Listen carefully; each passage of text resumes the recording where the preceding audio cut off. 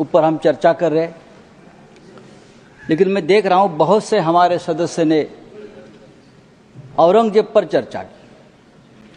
क्या दिन आए हैं कि इस सदन में, इस उच्च सदन में औरंगजेब के ऊपर लोग चर्चा कर रहे हैं, और उसके लिए मैं मानता हूं जिम्मेदार सर हमारा गृह मंत्रालय है। अगर समय रहते 3 मिनट तो मेरे पास है, वो तो मुझे बोलने दीजिए।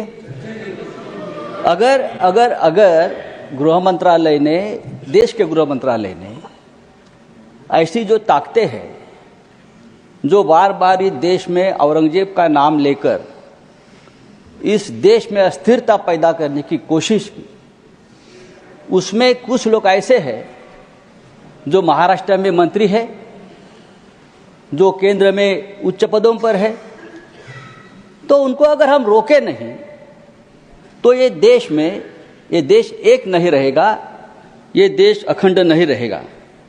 देश में एकता और अखंडता कायम रखने का काम ये गृह मंत्रालय का है।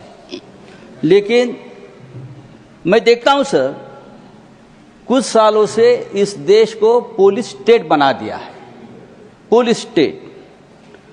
और उनका काम क्या है कि विरोधियों को कमजोर करना, पॉलिटिकल पार्टियों को तोड़ना, यह गृह मंत्रालय का काम है हर जगह।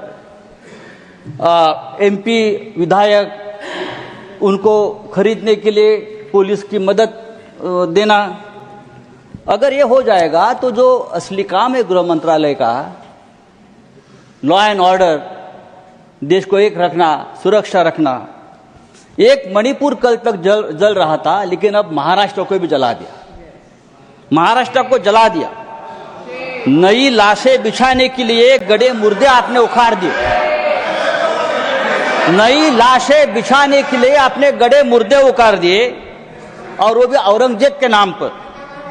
300 साल में नागपुर में कभी दंगा नहीं हुआ था, इतिहास है नागपुर का। 300 साल में कभी नागपुर में दंगा नहीं हुआ था।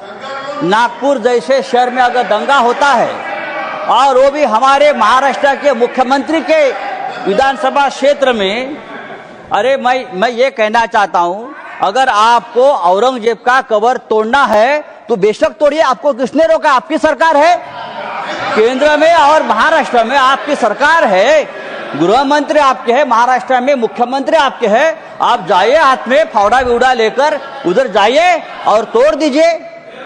लेकिन आपके बच्चों को भेजो, हमारे बच्चों को मत भेजना। आपके बच्चे विदेश में पढ़ रहे,